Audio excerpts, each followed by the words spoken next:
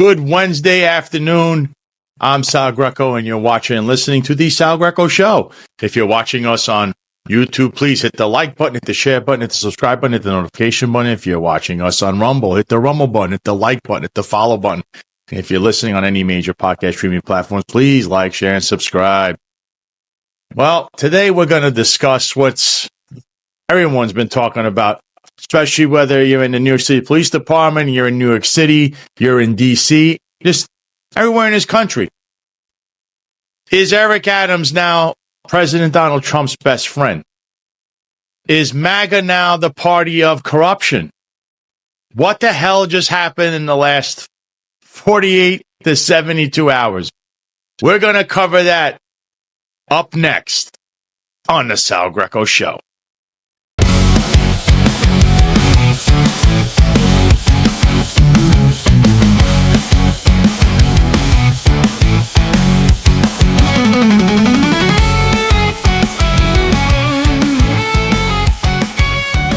All right, so here we are on Wednesday afternoon on the Sal Greco Show, and I figured who better to discuss the entire love affair that's going on between the Trump administration and Eric Adams, the I guess now he's formally indicted New York City mayor, with my good friend and co-host of the Finest Unfiltered podcast, retired lieutenant of the NYPD, John Macari. Welcome back to the show, John. How are you?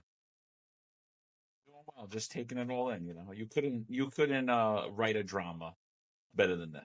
I don't care any screen or writer. They couldn't write a drama better than this. It's hysterical what's going on. No, and this takes so many twists and turns, and it's truly unbelievable what happened. So, I kind of set the table in the beginning of the show, stating that it's been a wild 48 to 72 hours. So I'm gonna put this post up on the screen. We're gonna read it. You're gonna recognize it right away, and then you could start in afterwards, because I know you have a lot on your mind about all of this stuff that went on. And I don't think the voters voted for this stuff, to be honest. So this was up from Chris Sommerfeld. He's a New York Daily News writer, and he wrote in a post on X, in an extraordinary letter, Trump's DOJ tells the Manhattan U.S. attorney to dismiss the corruption case against Mayor Adams, but DOJ is asking it to be dismissed without prejudice, meaning it could be resurrected. So I'll read the whole letter because it's important that you hear it, because I'm sure John's blood's going to be boiling. So this is from the acting attorney general, this guy, Emil Bove, who was Trump's defense attorney and good friends of Boris Epstein, a guy with a law degree that's never been in court and is nothing but chaos around one President Trump.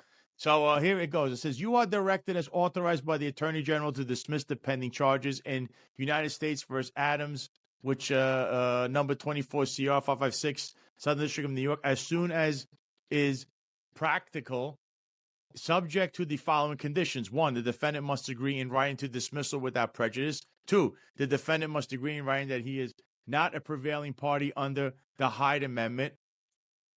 And 3, the matter shall be reviewed by the confirmed U.S. attorney in the Southern District of New York following the November 2025 mayoral election, based on consideration of all relevant factors, including those set forth below.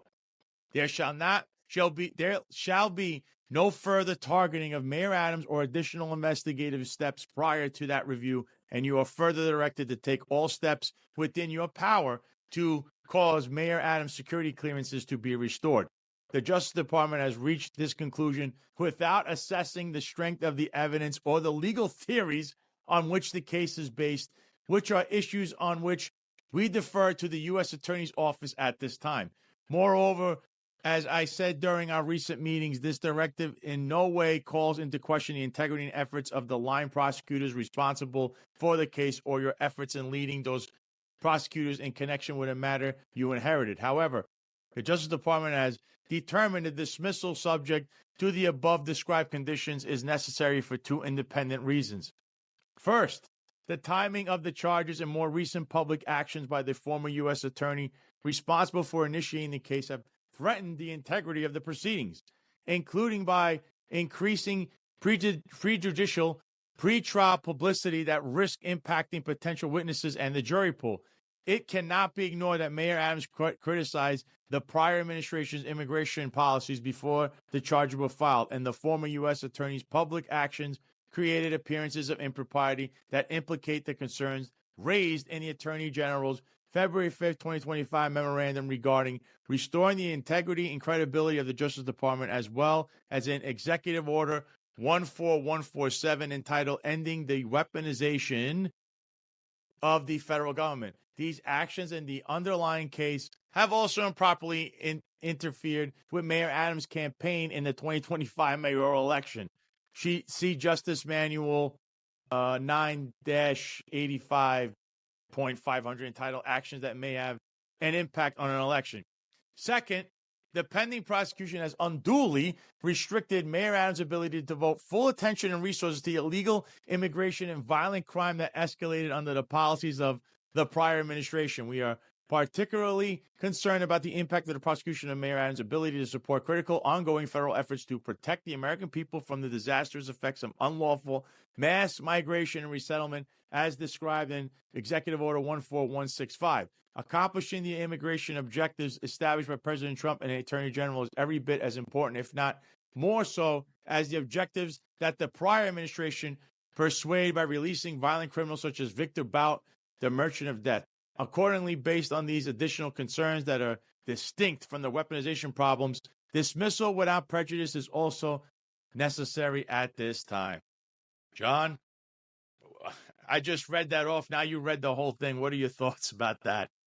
So they're going to end, the Trump administration is going to end the weaponization of the Justice Department by weaponizing the Justice Department to turn a blind eye to crime.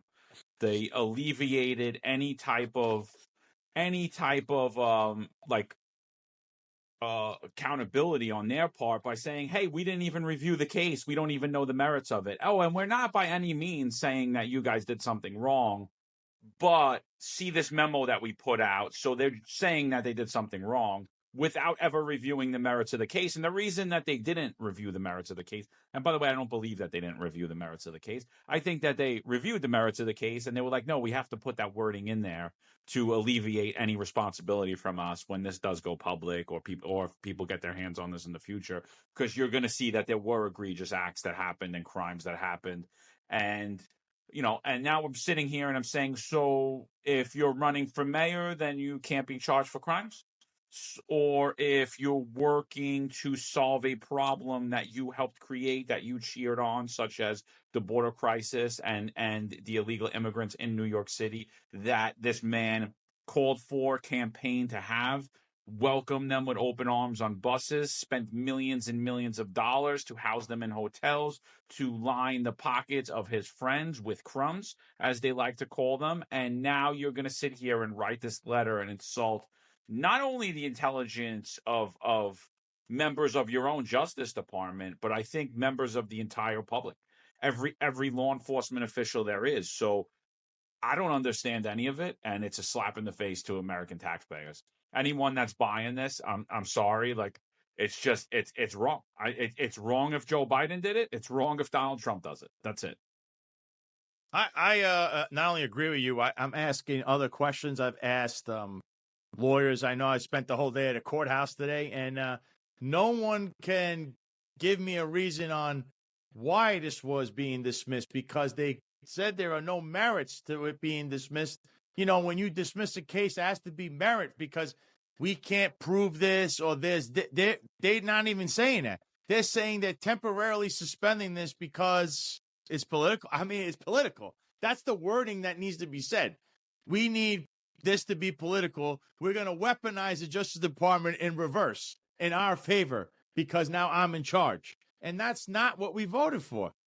I mean, right? Am I right? Am I wrong, John? I don't think people voted for this. We didn't vote to have another president who's screaming that the prior president's corrupt, and now he's doing corrupt acts. That's what this is. Listen, I voted for Donald Trump 3 times, and I don't regret voting for Donald Trump 3 times, and I support Donald Trump, but I don't agree with this at all. I don't agree with it at all. This is in direct conflict with what he campaigned to do.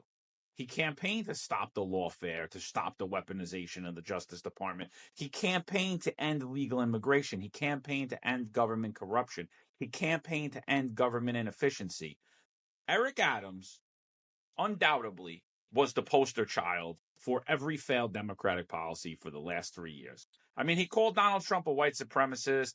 He said the official position in New York City should be the border should remain open. He did not allow his police department to work with ICE. He knowingly and willfully misrepresented right to shelter law so that they would have to spend millions to house billions of dollars of taxpayer money to house illegal immigrants and pretend that that was what the law said when in fact it didn't, and everyone knew it didn't.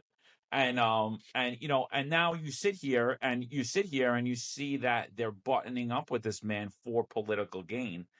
He's the poster boy for the Democratic Party for corruption, for political corruption and government inefficiency, which is exactly what the Trump administration said they were going to root out. And now not only did they root it out, they actually weaponized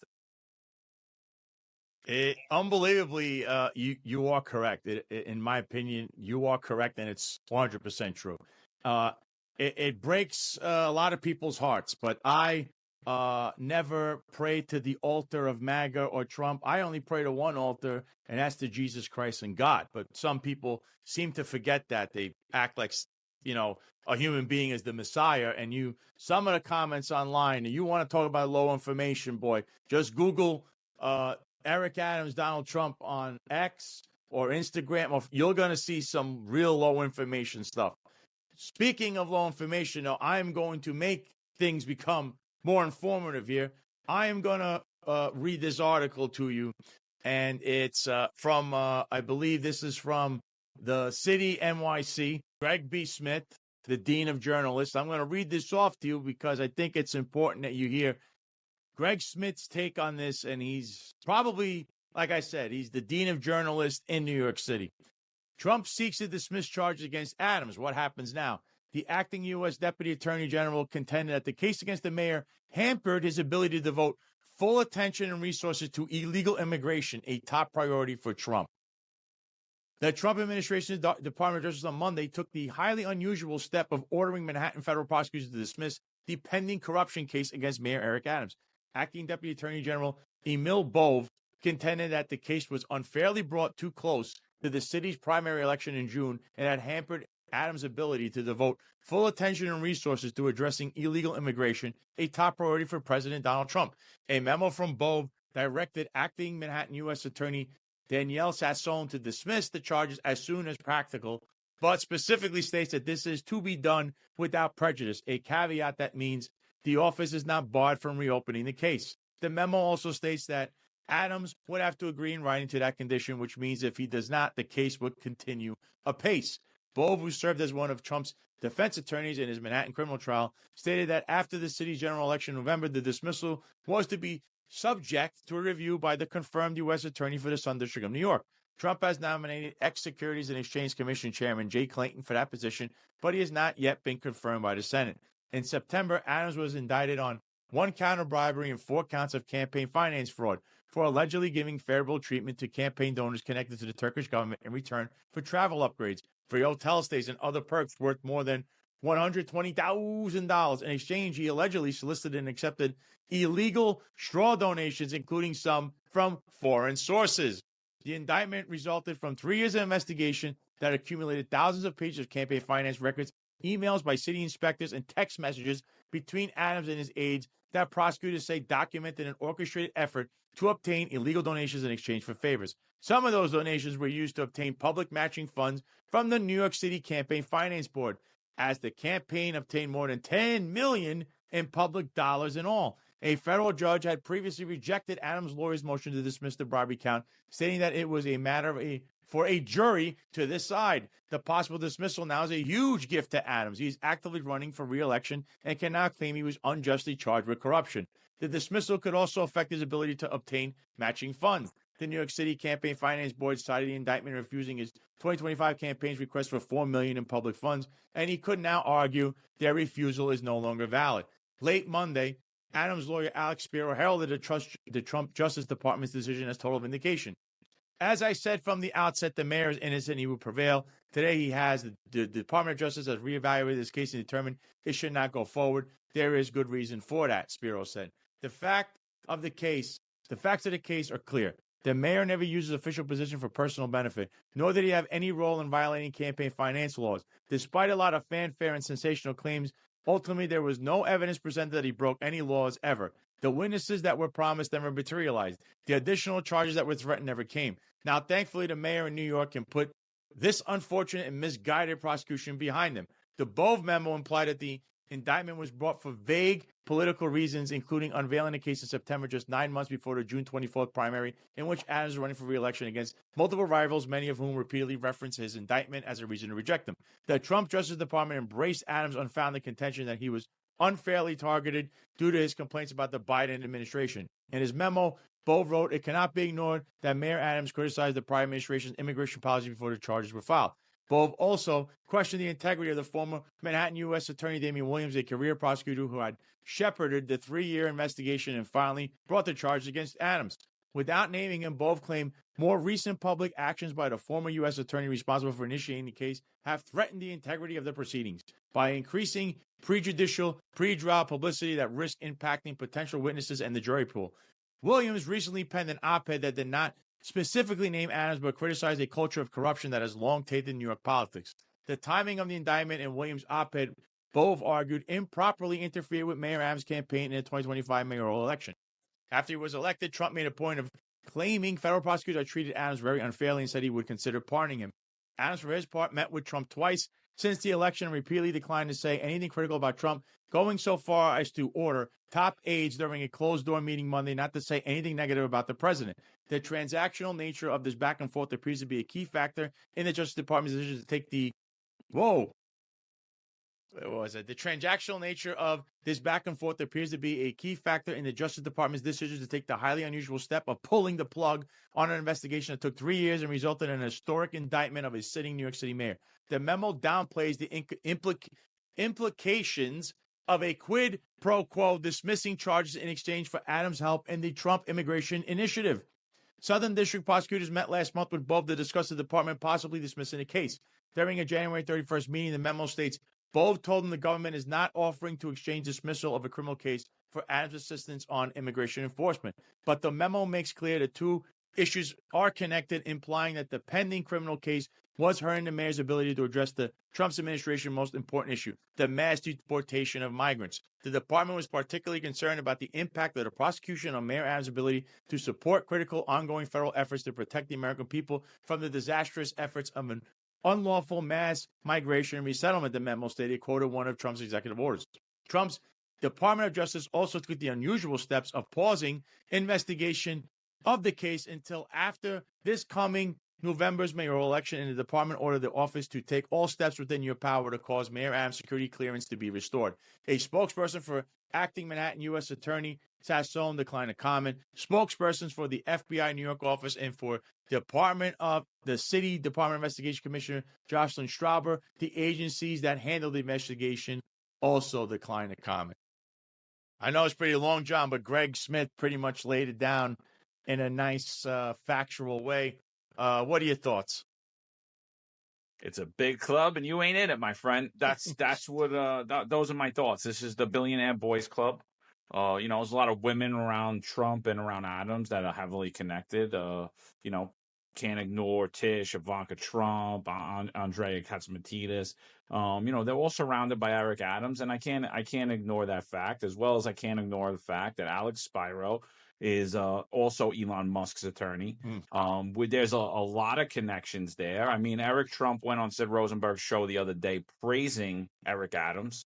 I don't think he remembers when he called his father a white supremacist, or how he said in 2020 that once he was out of office, the Democrats were going to come after the Trump family. I don't think Eric either knows about that or he just doesn't care anymore. I don't know what it is, but it's damning. It's absolutely damning. And again, you're going after a former U.S. district attorney, but alleviating yourself from the fact that you supposedly didn't read the charges or review the charges. So how do you know this is political if you didn't do that? If this is a political case, it could be clearly written based upon these charges and based with the evidence presented. This is our findings, and this is why we believe this case should be dismissed. But they didn't do that, right? They said, no, we didn't read it. We didn't read it. And basically they're ordering the lower level to dismiss this case, to approve what they're telling them to do. And on top of that, they're leaving this without prejudice, right? So they're leaving this case without prejudice, meaning it could be brought up again. And I think that, in my personal opinion, normally it would be with prejudice, meaning that the case couldn't be real. But I think that those charges were actually reviewed and the merits of the case were actually reviewed, and no one wants to sign off on that, and no one wants to order someone else to sign off on it. And that's why ultimately he wasn't pardoned. And that's why ultimately this case is without prejudice. And now they're going to use Eric Adams for what he always was, as a political pawn. He's a political puppet. Can't believe a word that comes out of the guy's mouth. He's done nothing but lie for 3 years. And yeah, New York. And who pays at the end of the day? New York City taxpayers.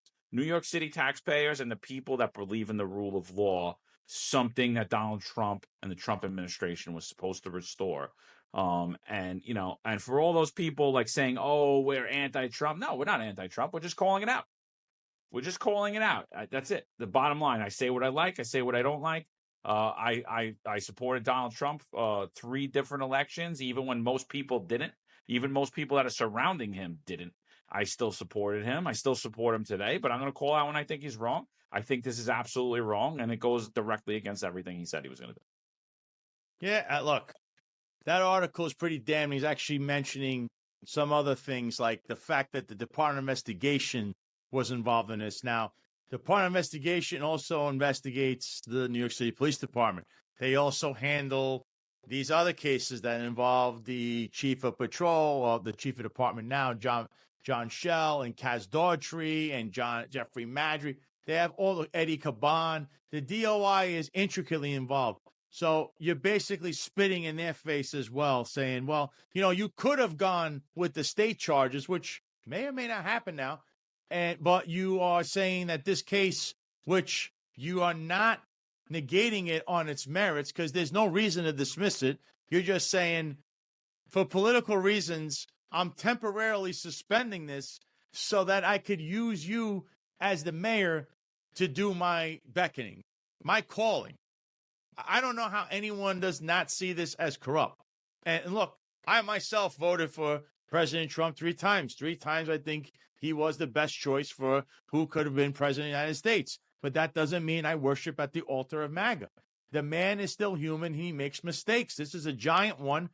Eric Trump, I heard him come on the show with Sid Rosenberg. And like I said on the previous episode with Serena Townsend, who is an attorney, Eric Trump doesn't know a thing about law. He doesn't know anything about the courts. I understand he was subpoenaed.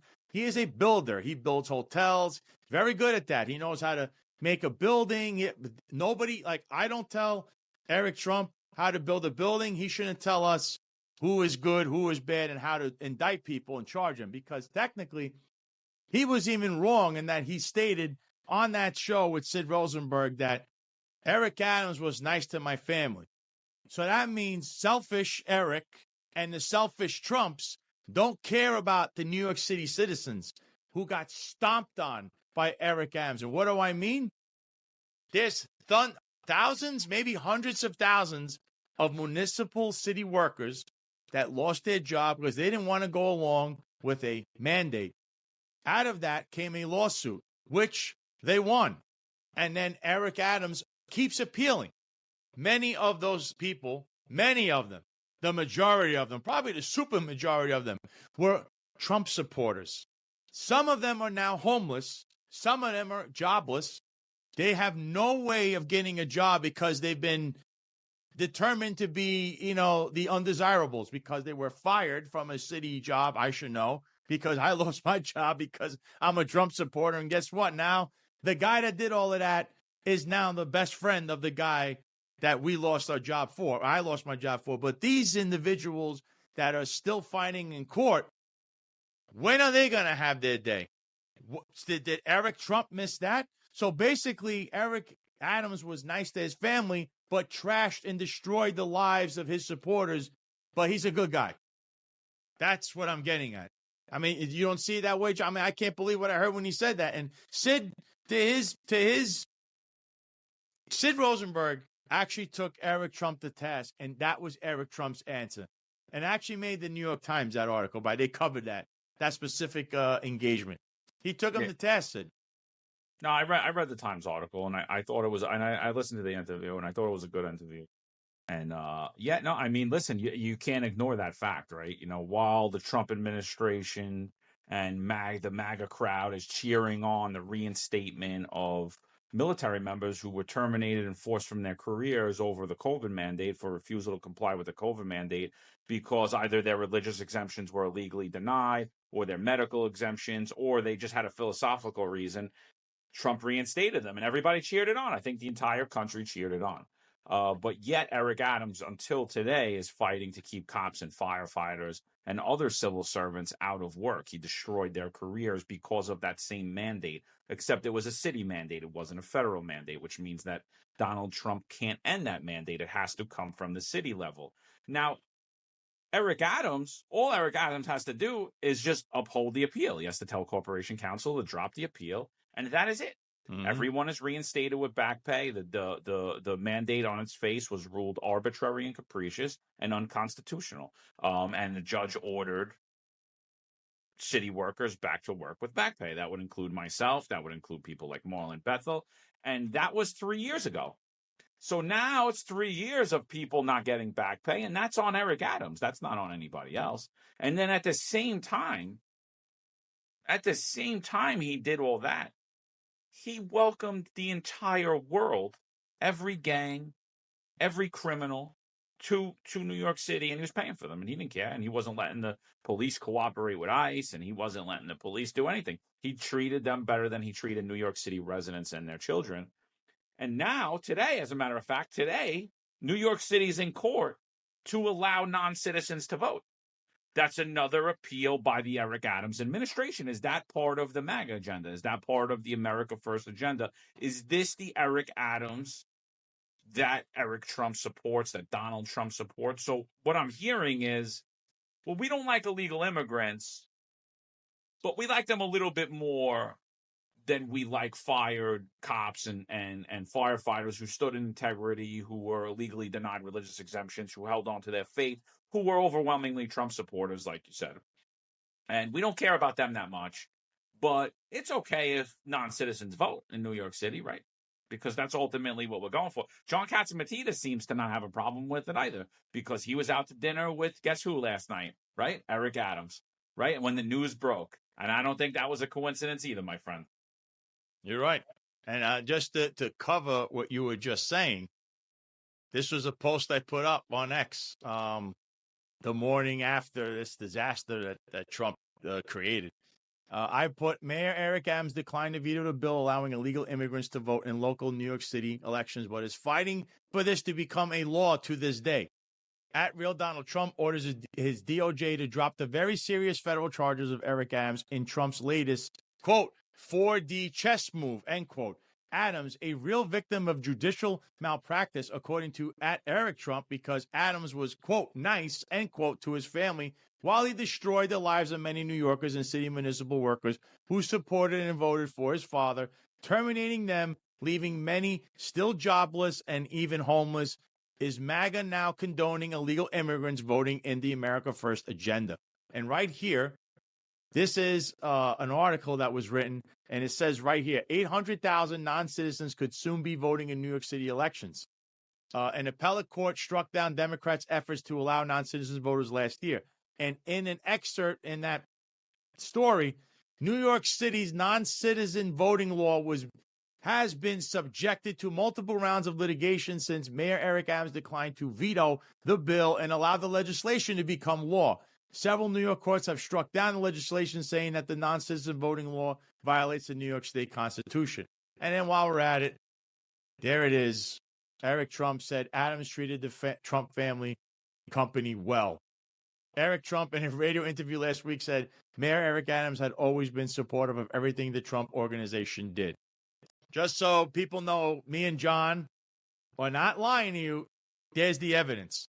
John, you have anything else for this 800,000? I mean, so the mayor of New York City, who's supposed to be now the MAGA mayor, the blue MAGA mayor, he wants to have illegal immigrants, the very ones that are being deported, apparently, allegedly, by the Trump administration. Eric helping to facilitate that. That's laughable. And now he wants them to vote in local elections. Am I reading that right? Is that correct? Yeah, and it amazes me that anyone's shocked by this, because you could just go back to his debates with Curtis Sliwa when he was running for mayor, or you could go back to the Democratic primary debates while he was running for mayor, even prior to him debating Sliwa. And he said clear as day that he wants non-citizens to vote in elections. And then he's fought for it for 3 years. He's continuing to appeal that. He could tell Corporation Counsel tomorrow to drop that appeal and let that go through, because obviously it's not only does it violate the New York State Constitution, it violates the United States Constitution, because only citizens are allowed to vote. So, I mean, this is clear as day. This is the rule of law, not something that Eric Adams would know, because he never really enforced the law. He winded up breaking it more than he's ever enforced it or even created. Terrible lawmaker, terrible politician, even worse cop. And I think he's an even worse mayor than all of those. But yeah, when you go back to those debates, you hear him clear as day. He cheers on non-citizens being allowed to vote. He cheers on, he wants to give illegal immigrants free health care. He wants to not allow the ICE to never partner with the police department. That means a rapist, a murderer, a gang member, a drug dealer. No, never. So Eric Adams told everybody who he was for the last decade. A lot of people choose to have selective hearing and only want to hear one little clip when he was talking about Governor Abbott, when he called Abbott a racist for busing all the people from Texas to New York, when he said, if you don't want them, I'll take them. So Abbott said, okay.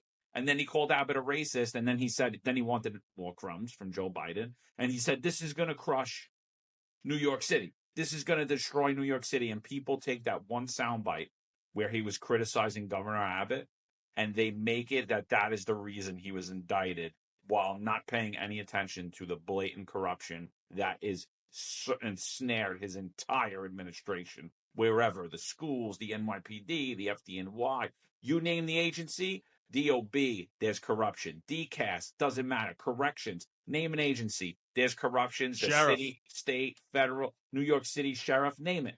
And it's not common things. It's blatant, disgusting corruption.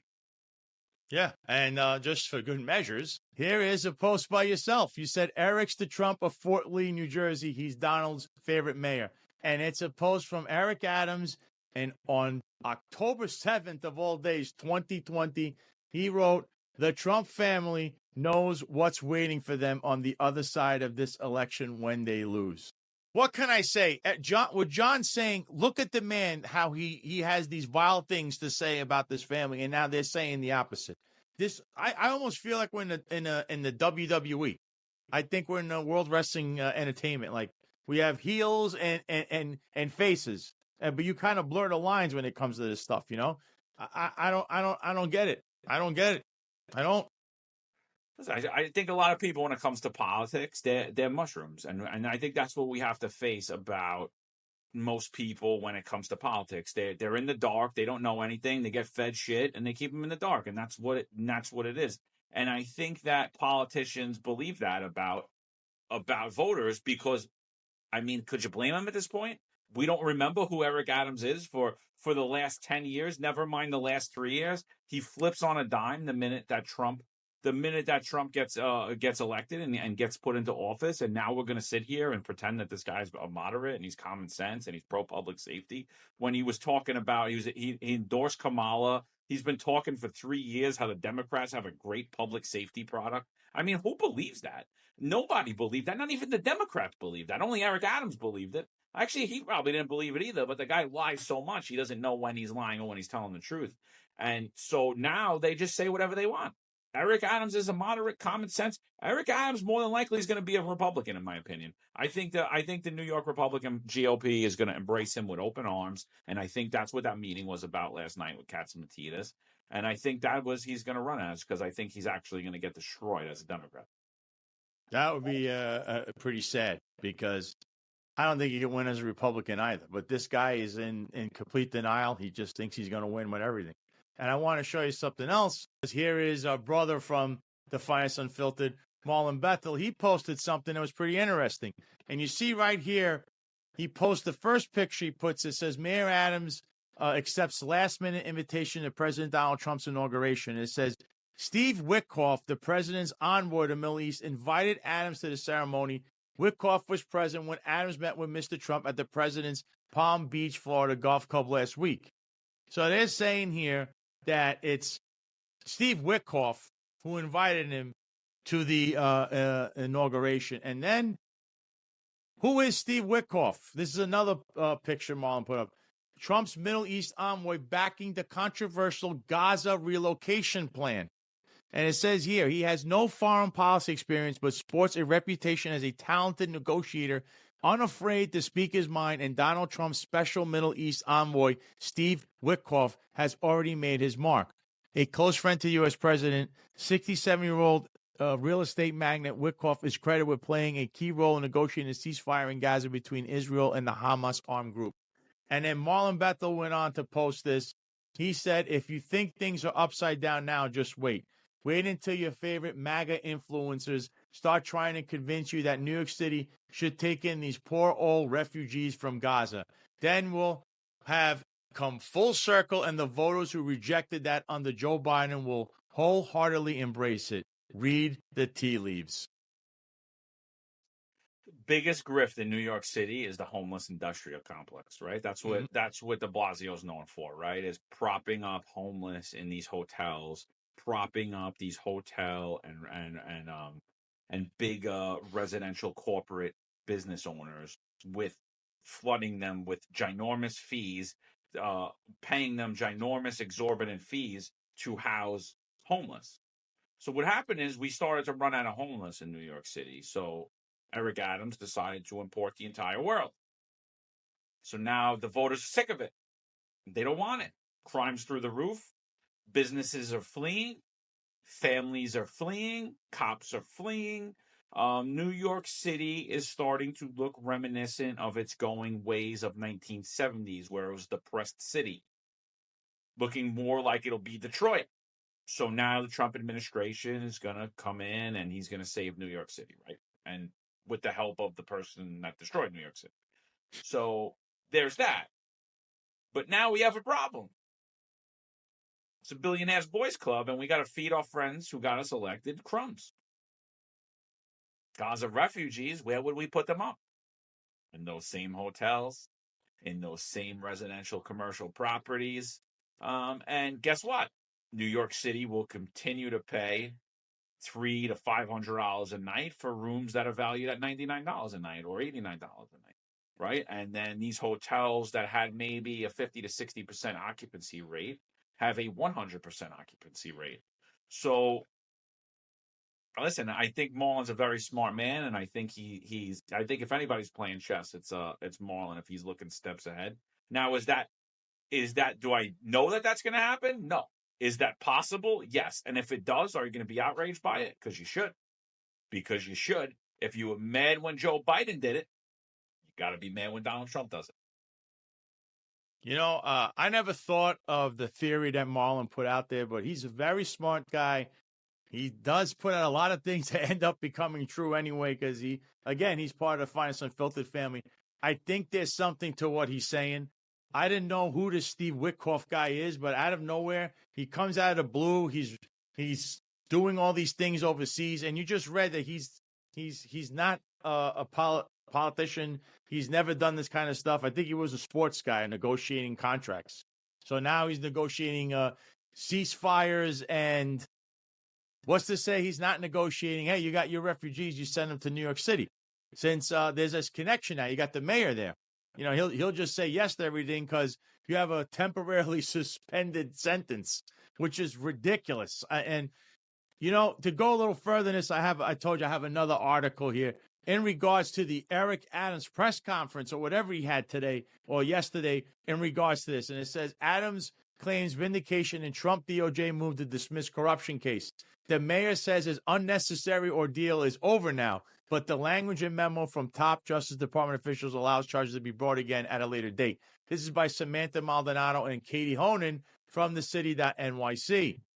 Mayor Eric Adams on Tuesday said a demand by the U.S. Department of Justice to make Manhattan federal prosecutors drop corruption charges against him proves his innocence, insisting that he never broke the law and vowing to regain the trust of the city. In a 6-minute live stream statement that did not allow for questions from the media afterward, the mayor never mentioned President Donald Trump, despite a memo from the DOJ's second-in-command ordering federal prosecutors to drop his 5-count indictment, citing the mayor's role in helping Trump's mass deportation plan.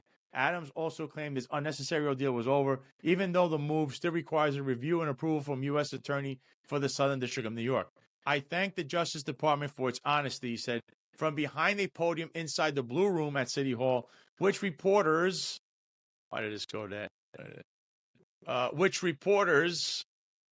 were barred from entering. Now we can put this cruel episode behind us and focus entirely on the future of the city. The request from the DOJ doesn't completely get Adams off the hook, however. The ask was for federal prosecutors to drop the charges without prejudice, which means the charges could be refiled in the future. And the memo sent Monday also doesn't deny or even address the charges against Adams, which former Manhattan U.S. Attorney Damian Williams filed in September after securing a grand jury indictment. In fact, the memo from Acting Deputy Attorney General Emil Bove asking to drop the case states that the DOJ officials did not review the evidence against Adams before issuing the unusual request. Instead, Bove asserts that the trial, set to start April 21st, has unduly restricted Mayor Adams' ability to devote full attention and resources to the illegal immigration and violent crime that escalated under the policies of the prior administration. Hours before the DOJ memo surfaced late Monday, Adams, during a closed-door meeting, told his top commissioners to avoid criticizing Trump or interfering with immigration enforcement officers. Adams did not mention immigration enforcement during his speech Tuesday, although he did quote the Bible, reciting Psalms 34:1, I will bless the Lord at all times, his praise shall continually be in my mouth. The mayor was indicted by a federal grand jury in September on 1 count of robbery and 4 counts of campaign finance fraud for allegedly giving favorable treatment to campaign donors connected to the Turkish government. In exchange, he received travel upgrades, free hotel stays, and other perks estimated at more than $120,000. He also allegedly solicited and accepted illegal straw donations, including some from foreign sources, and his campaign submitted some for public matching dollars, according to his indictment. As Adams arrived at City Hall for his speech, his security team locked the back door to prevent reporters from speaking to him. Asked when Adams might take questions from reporters, his spokesperson, Kayla Mamalik Altis, simply said, watch the speech. And he ended his remarks. The mayor went through a list of his administration's success and blasted the media reporting what he called a false narrative. Hidden beneath all the shocking headlines, all the rumors and false allegations, all the innuendos and insinuations, the real news is that the women and men of my administration have delivered for the working people in New York just like I promised we would, he said. Those are facts. Meanwhile, at a separate press conference Tuesday, Governor Kathy Hochul said she would not use her power to remove the mayor. She said she expected Adams to focus on governing and be a partner in pursuit of common goals. It is my hope that after, this issue, there's more attention now back on the minutia of running the city, she said. She emphasized that Adams should be doubling down on regaining New Yorkers' trust. I encourage the mayor to examine all of his actions, and now that he's going to be under spotlight, to make sure that people have confidence that there has been no reason why he would not take a certain action, she said. He has to demonstrate to New Yorkers that he's putting them first above all, and that includes in his relationships at the White House. Adams' reprieve got a more forceful reaction from the influential Reverend Al Sharpton, who on Tuesday said, it certainly sounds like President Trump is holding the mayor hostage. That is simply not fair to the city of New York. I have spoken to several elected officials and clergy who I've convened early in the mayor's term to meet between now and the weekend to decide where we will go, he said in an email statement, before we have clearly crossed the Rubicon. But Adams could count one supporter of a push to drop charges beyond himself. His predecessor, former Mayor Bill de Blasio, who during an MSNBC appearance on Tuesday said the charges were flimsy. I actually think the charges were not strong enough, he said. They were affecting the democratic process in New York City. Adams faces a primary re-election in June and then a general election in November, which is when Bove, the acting number 2 official of the Justice Department, who sent Monday's memo, said the dismissal of charges could be reviewed again. When Adams' legal troubles began in the fall, Hochul exerted influence to give the boot to problematic figures in his administration, including replacing then Police Commissioner Edward Caban. Hochul said she will continue monitoring the city government. The mayor needs to stay focused on public safety in the city, making sure our streets are safe, making sure our streets are clean, making sure that people feel confident that the city is continuing to head in the right direction, she said.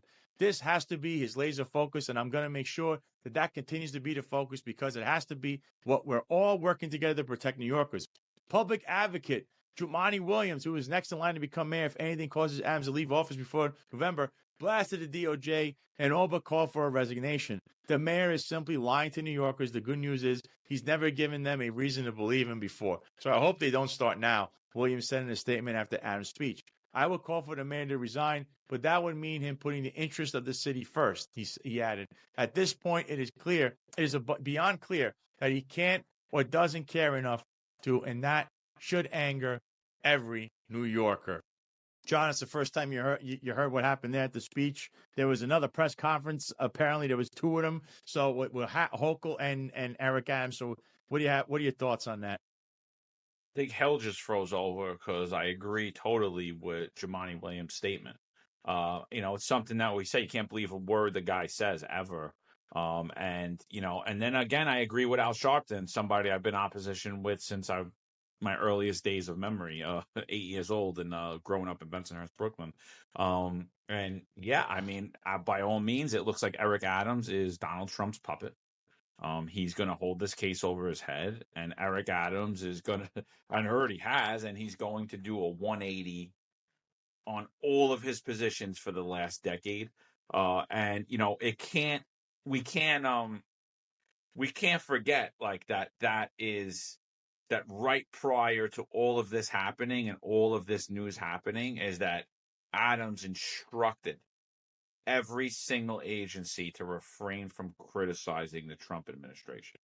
Every one of his appointments, do not criticize the Trump administration, which to me it's insanity. Now, listen, I don't agree with anything that Eric Adams does, and I agree with most of what Donald Trump does.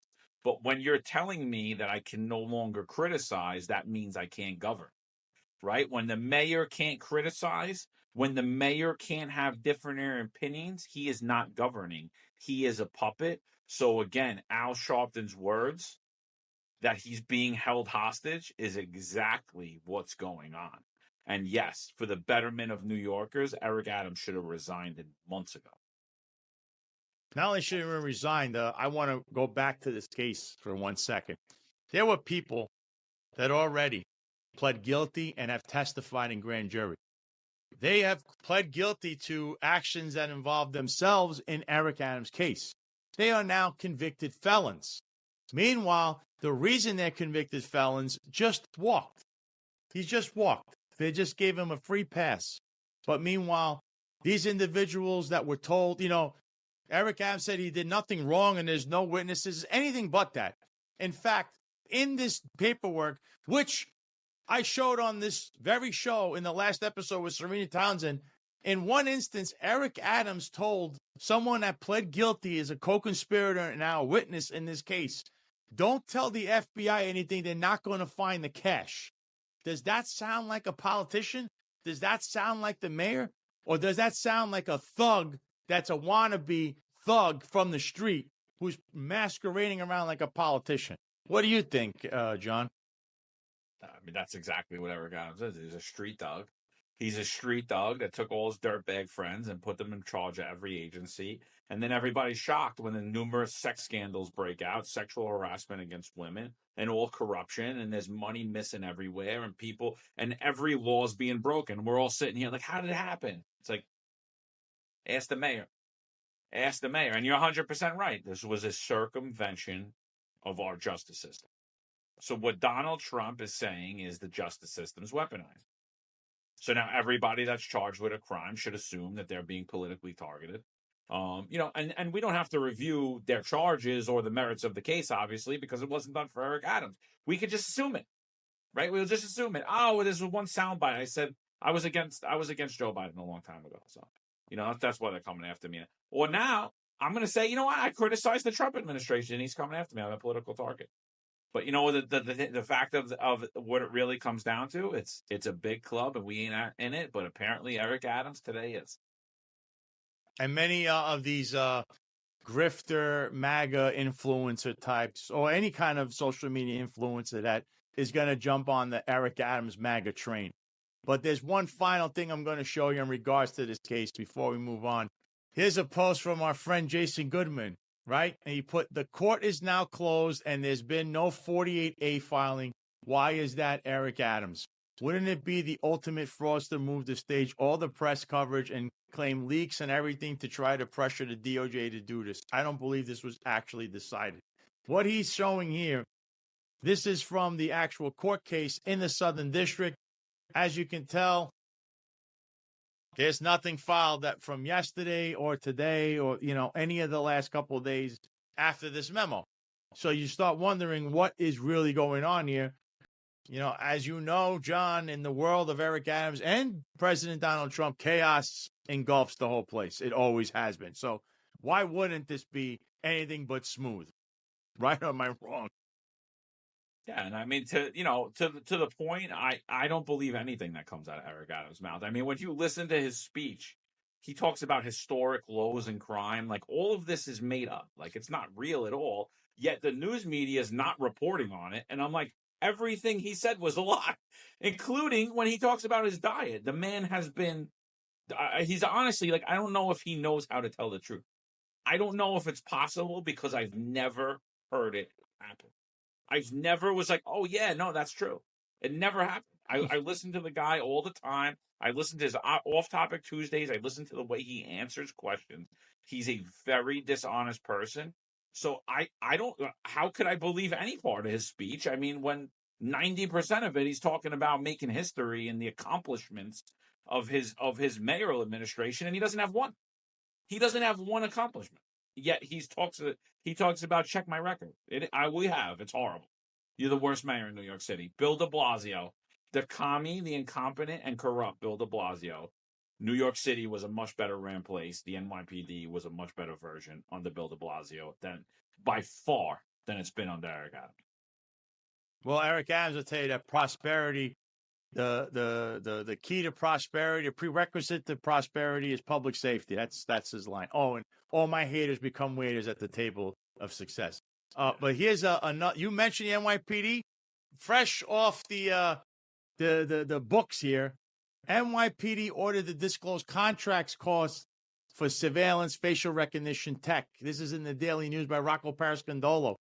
New Yorkers may soon have a much better understanding of how the NYPD uses technology to conduct surveillance, track cell phones, and maintain its facial recognition database. An appeals court ruling last Thursday ordered the police department to disclose all documents related to those technologies and others that were part of the estimated $3 billion in contracts the department entered into between March 2007 and October 2020 and were shielded from public view under terms of the Special Expenses or SPX program. The NYPD, which has described SPX expenditures as vital to public safety, specifically efforts to fight terrorism, could ask the state's highest court, the Court of Appeals, to overturn a unanimous ruling issued by the lower court, the appellate first department.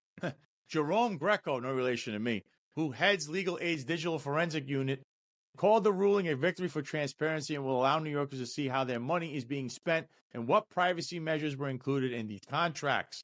We expect to learn how much is being spent on these different technologies and services and the terms of those contracts, how they're supposed to be used, and what security or privacy measures were included in these contracts. He said, many of the technologies used by the NYPD are well known, with various details revealed in recent years in a variety of ways, including in reports by the City Department investigation during criminal trials and in documents, though heavily redacted from the City Comptroller's office. But we expect that there may be a lot that has been hidden and not previously revealed, Greco said.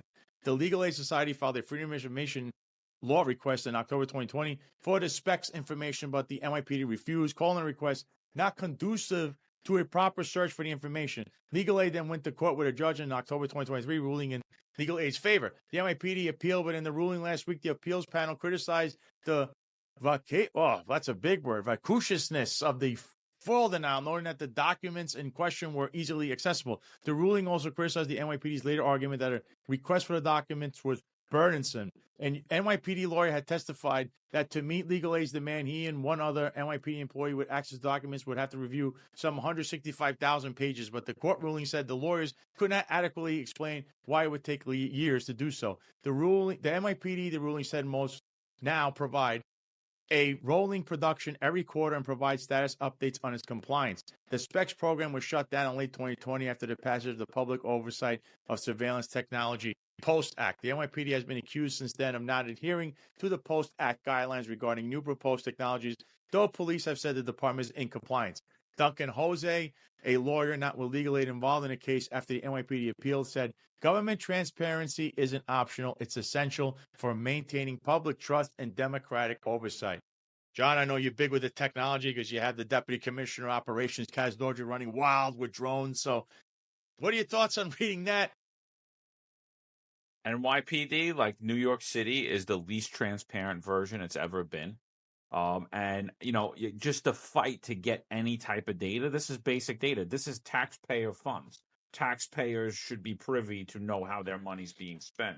But here we go again, NYPD refusing to hand over data. When they're ordered to hand over data, court ordered, they continue to argue that it's burdensome without being able to articulate that it's burdensome. And then when they're finally ordered, and at the end, when even that fails on its face, they lie and say that they can't do it for XYZ or there's no data.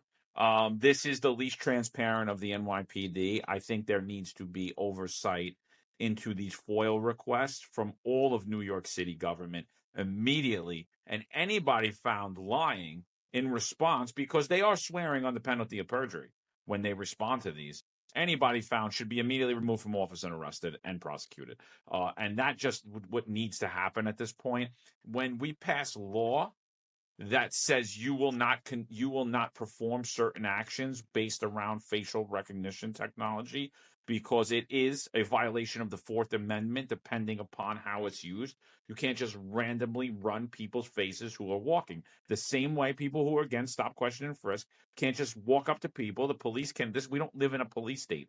We live in a constitutional republic. We have God-given rights. The police cannot search you at any time. Running my face through a database while I'm walking down the block when I'm doing absolutely nothing wrong constitutes a search. So there has been laws put in place stopping the NYPD from being allowed to do that. But the NYPD is refusing to hand over data on how they operate and how they spend money because more than likely that's exactly what they're doing and they're violating the law. The Post Act, I could almost bet that right now Kaz Dodry has been violating that act with those drones. I would suspect this in the biggest way. And if they could find a way, because we already know this is the least transparent administration in the history of New York City. But the NYPD itself that loves to pride themselves that they're the courtesy, professional, and respect. Now they changed that motto. It's anything but that. They will hide everything. They don't want to ever admit to anything. There's zero transparency. You never get apologies from them. If they rough you up, it's sorry. That's all they say. Sorry. But here they are. Someone needs to hold them accountable. If they violated that Post Act, then we need to see some people be held accountable. I'm sorry, because enough is enough. It's enough is enough. So, John, in closing, I just wanted to tell you that to add to all the corruption, this entire episode has been about Eric Adams and his indictment, and now it's gone, apparently. Steve Bannon, his buddy, because he's being represented by his pal, Artie Idala, just walked on his build-the-wall scam, the state case. He pleads guilty, and he gets 3-year probation. Everyone else in that case that was found guilty in a federal case, because he was pardoned, he gets 3-year probation, doesn't see jail time. Everybody else saw jail time as a record. He only gets 3 years probation. What do you think about that? No jail time. He pleads guilty. He walks just like his pal Eric Adams. They run in the same circles. They got a lot of same friends, and the justice system was circumvented the same way, it sounds like. Again, rules for thee, not for me, two-tier justice system. This is what was being alleged happening under the Biden administration. It wasn't even alleged. It was happening. I mean, it was happening, but it's just as bad when the next person comes in. And is this what we're going to do every 4 years? We're going to reelect new president, and there's going to be political warfare against each other? Is this what we're going to do? Laws, our constitutional republic's going to be ripped apart by like this, and our justice system's going to get thrown out of the window and circumvented? Absolutely disgusting. It's unbelievable. And what can I say? This is the closest ticket or the greatest seat to the closest seat to the greatest show on earth. That's what I think we have here with the finest Unfiltered and Sal Greco. John, where can people catch you if they don't if they want to follow you on social media or maybe watch your great show? Yeah, check us out at the finest Unfiltered on YouTube, on Rumble, and then I use my name. If you put my name in there, John D. Macari. I'm up on everywhere. Twitter and Instagram, most active. John, it's been a riveting hour. Thank you for coming on the show. And for the rest of you out there, thank you for watching.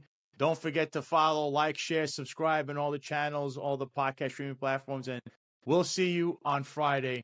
Until then, have a good day.